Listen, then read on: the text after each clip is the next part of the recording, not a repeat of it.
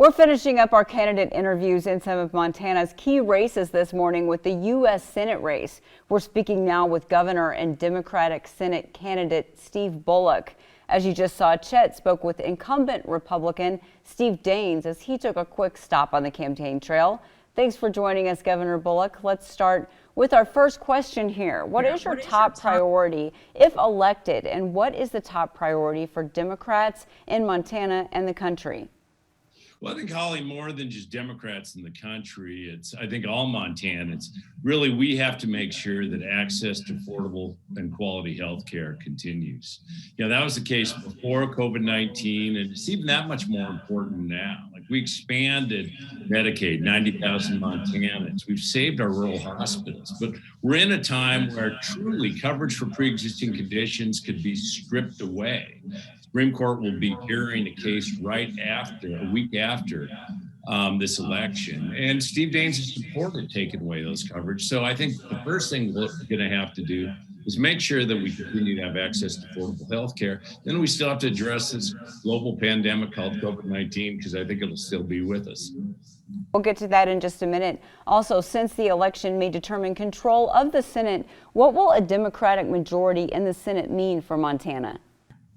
Well, I think that whoever ends up in the majority, just as I have as governor, I'll work with Democrats and Republicans to bring them together. I mean, we know that in my 8 years as governor, I've stood up to my party when it isn't in the best interest of Montana, and I've worked with people when we need to as well, and folks that really have differing views. So I think whether the majority is held by the Republicans or the Democrats, my perspective will be the same.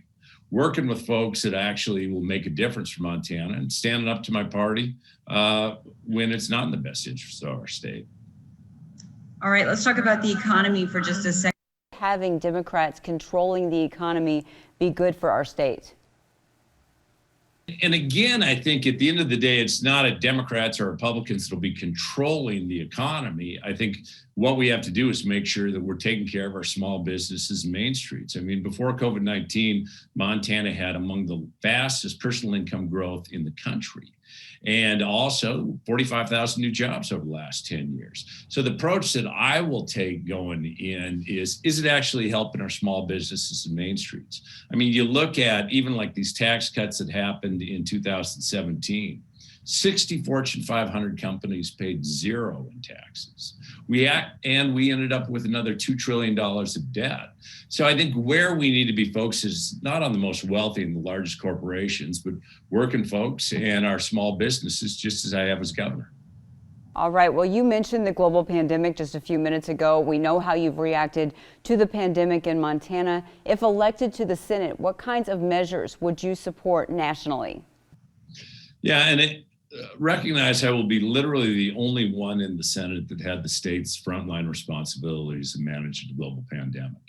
And we need to make sure going into next year, first of all, the health sides are taking care of this, because as of December 30th, all our ability to fund testing, our efforts to actually get additional PPE for hospitals are gone. So first of all, the health. And then the second, this is the biggest economic crisis that we've had in a century.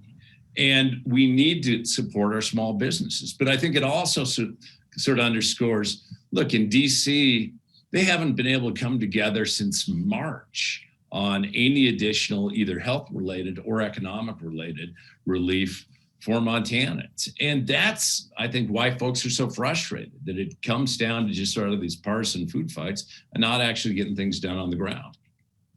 All right, one more question for you. You've spoken about protecting the environment if elected.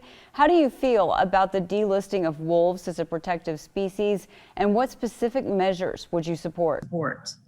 Well, and Holly, actually, early on, when I was governor, actually, is when we got the fact that we could actually both the reintroduction and the delisting of wolves in Montana. I mean, Montana, we actually really do worry about and take care of our wildlife. I mean, we have hunting for wolves in Montana, and I think we have to continue with the science-based approach when it comes to wolves, when it comes to grizzly bears, when it comes to all of our outdoors. Awesome. All right. Well, thank you so much, Governor, for speaking with us today. Of course, we also mentioned Chet also spoke with your opponent, Steve Daines, and we just want to say good day to you. Great. Thanks so much, Holly.